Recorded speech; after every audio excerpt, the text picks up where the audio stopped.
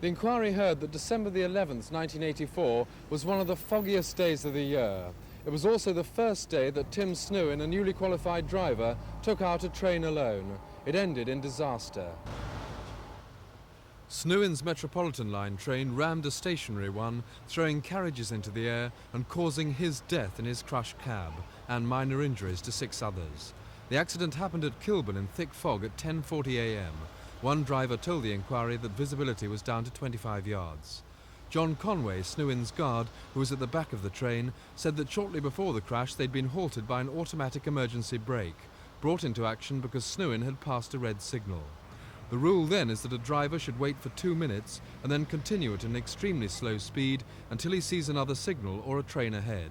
The inquiry heard that Snewin restarted within a minute, and shortly after, when travelling at 20 miles an hour, the devastating collision occurred in the fog.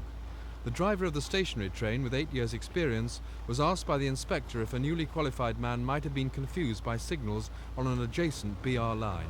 He said yes. The inquiry heard that 28-year-old Snewin, described as very keen and competent by his area manager, was a guard until the day before the accident. Union representatives at the inquiry asked whether his 10 days driver training in the cab was adequate.